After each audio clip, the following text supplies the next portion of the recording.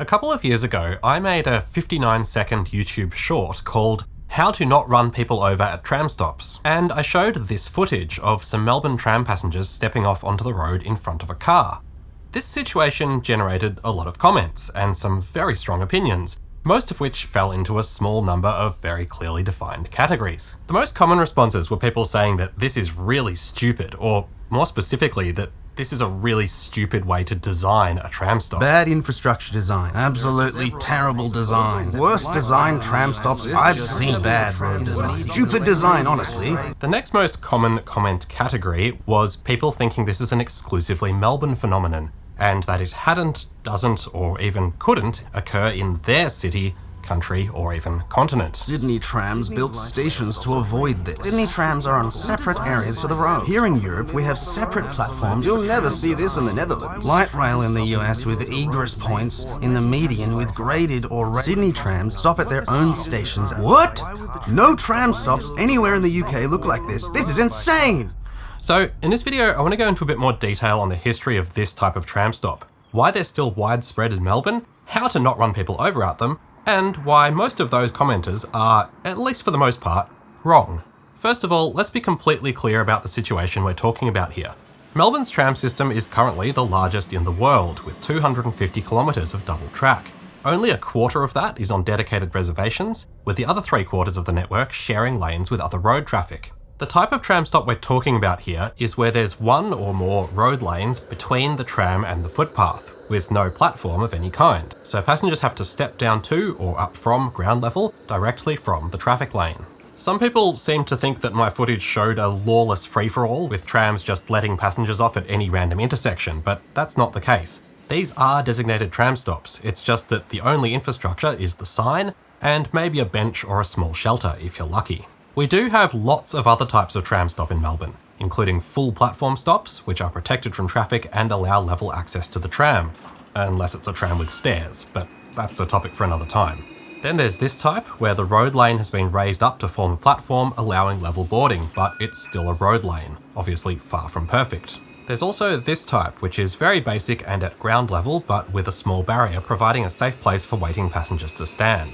But it's these minimum infrastructure roadside stops with no platform and no barriers that make up the vast majority of Melbourne's tram stops, especially once you get out into the suburbs.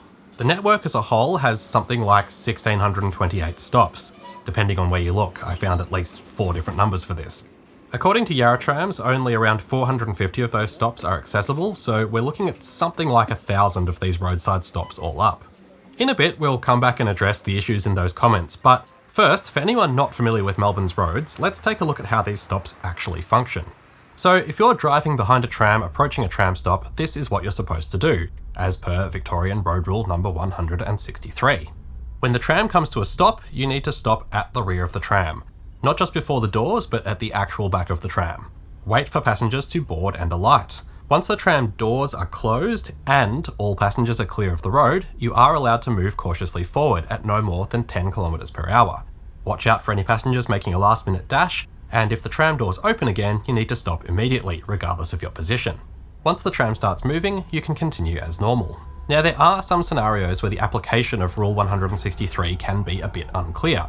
Taking a literal interpretation of the wording of the rule, it only applies at designated tram stops, and it doesn't appear to apply to trams that are stopped for other reasons, in between official stops. My view is that, regardless of the rule specifics, you should always be prepared for any stopped tram to open its doors and passengers to step out. Partly because this can happen between official stops in emergencies or breakdowns, but also that in many situations it can be quite difficult to spot if a tram is at an official stop or not. In this example, we're approaching a D2 class tram waiting to enter the Route 19 terminus at North Coburg. Suddenly, the doors open and a passenger steps out. And if you look carefully, there is actually a marked stop here. It's best to keep it simple. When a tram stops, you stop. There are some warnings on the trams themselves that the doors are opening, but this is very inconsistent. The older high-floor trams have little stop flags attached to the doors, which fold out.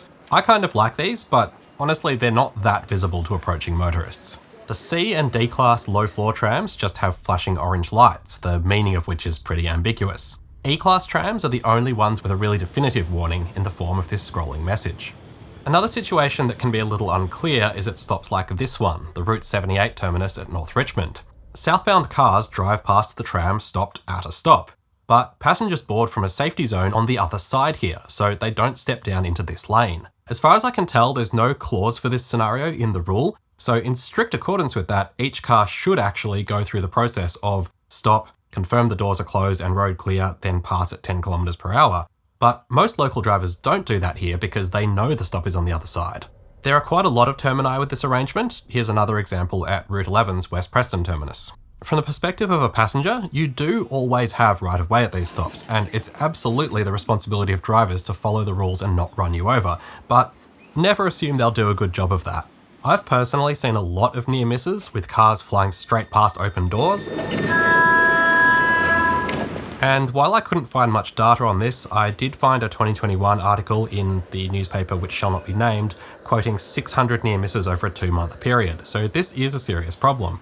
Of course, not all near misses are reported, and they don't always miss. But we do need to keep in mind that this is the biggest tram system in the world, with something like 500,000 passenger journeys each day, so it is an overwhelmingly safe system to use. If you always look left before stepping off the tram, and be ready to flip off any car that doesn't stop, you'll probably be fine. In recent years, the trams have started playing a reminder message to passengers on the approach to some more dangerous stops.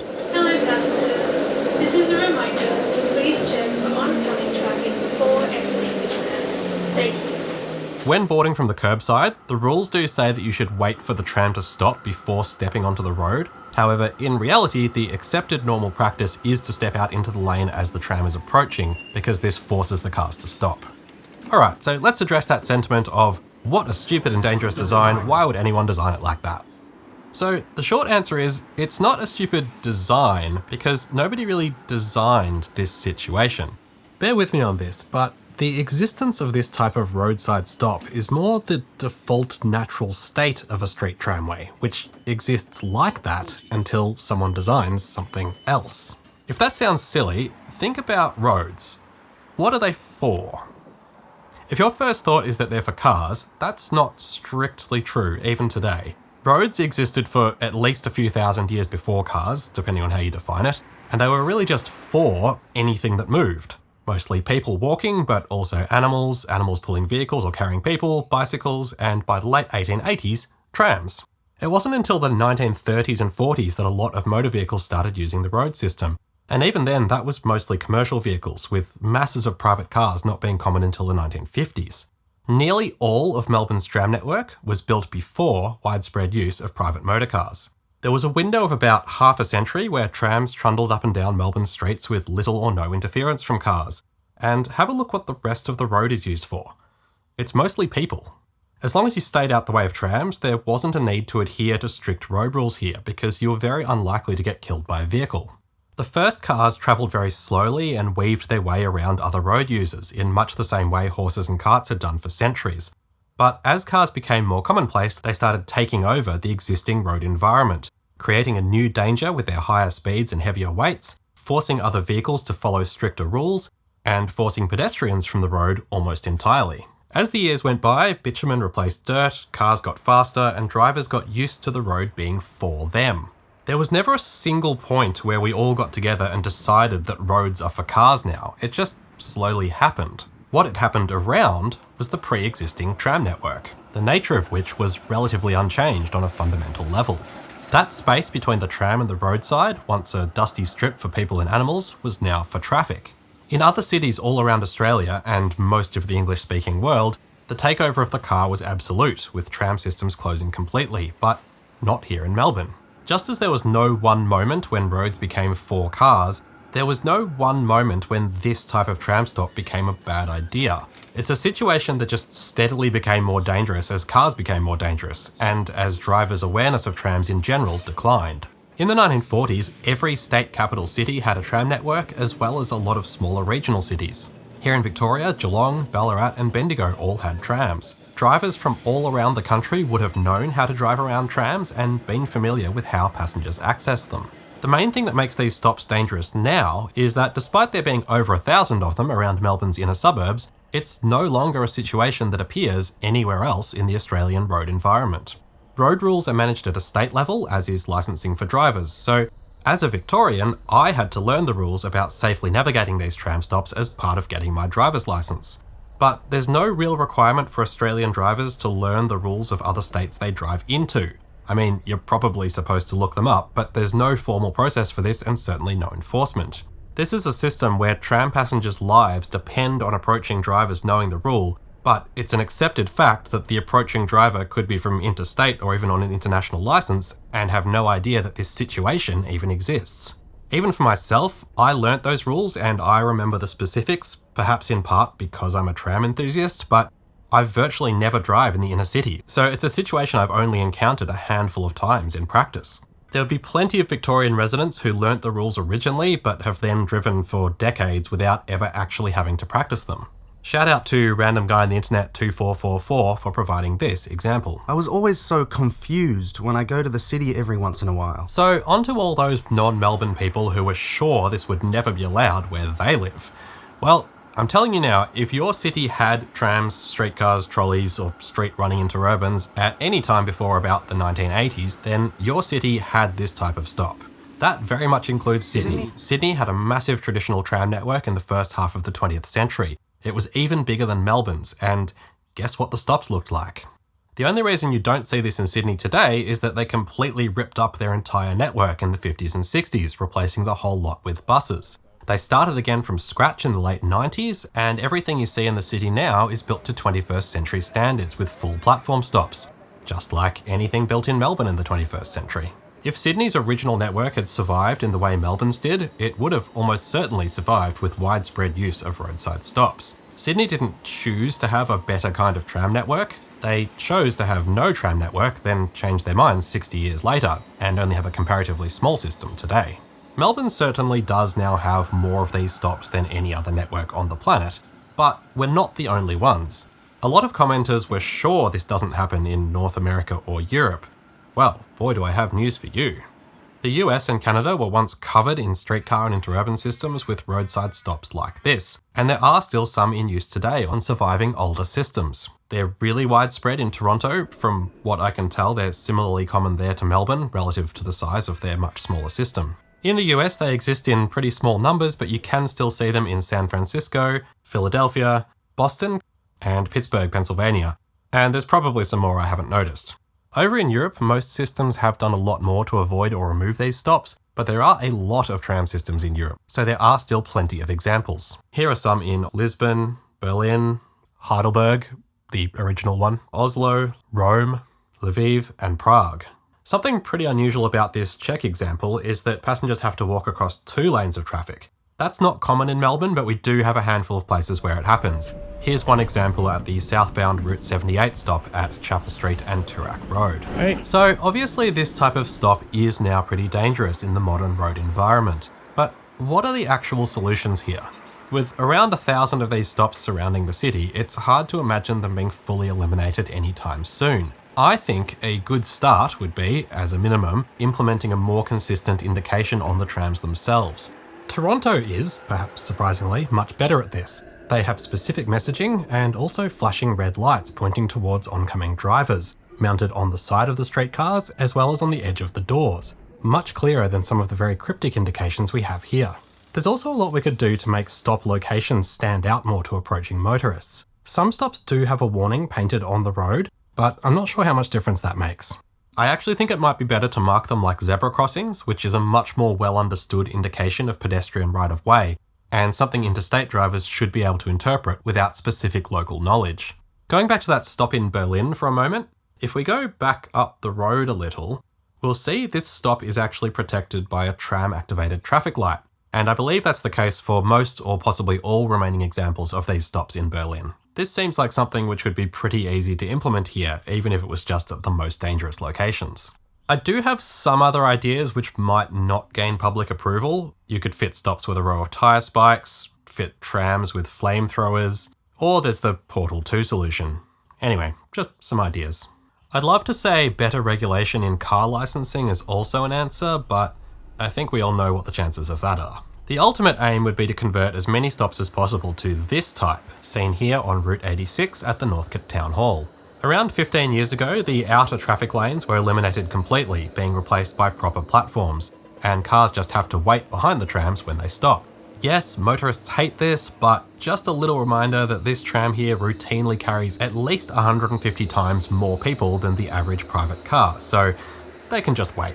There is a bike lane running over the platform, not ideal, and some cyclists don't stop, but the danger to passengers is extremely low compared to a normal road lane. There are a lot of very lightly used suburban stops that might not justify a rebuild and may need to be closed permanently, but in some cases that may not be such a bad thing. A lot of Melbourne's network has very close stop spacing, and thinning out some of the lesser used stops could be a net win for passengers. Although you'd want to be careful not to get too carried away with that idea. Just quickly, I've seen a lot of people suggest just moving the tram tracks to the outer lanes of roads to get direct access to the curb. Outside of a few niche applications, here's a rare example in Vienna, this just creates a lot more problems than it solves, and would be far more expensive than just upgrading stops, so it's not the answer. Despite the fact that we do have good examples of how to fix this situation, real-world progress on upgrading stops has been absolutely glacial, and I don't believe there's any plan to eliminate roadside stops completely. What there is a plan for is providing level boarding at all tram stops. In fact, the network was required to meet this goal by the end of 2022, something that did not even slightly happen. Level boarding is of course very important, but it doesn't mean eliminating tram stops in traffic lanes, because level boarding can be achieved with this type of stop, the one with the cars driving over the raised platform. So for the foreseeable future, passengers will continue to walk across traffic lanes to get to their trams on much of the network. If you're a tram passenger, always look out as you step off the tram, and if you're driving a car in Melbourne, please make sure you're familiar with the rules about driving with trams, and try as hard as you can not to run over passengers at tram stops. We really don't like it. Thanks very much for watching.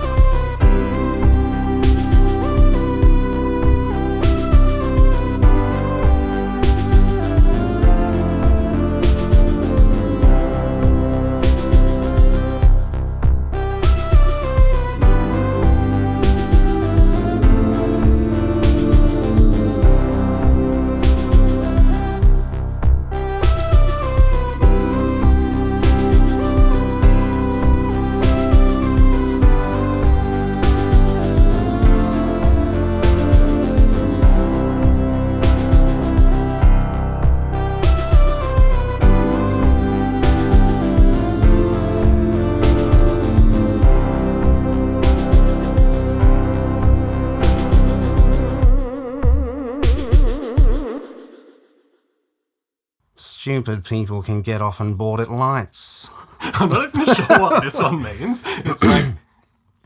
Stupid people can get off and board at light. What?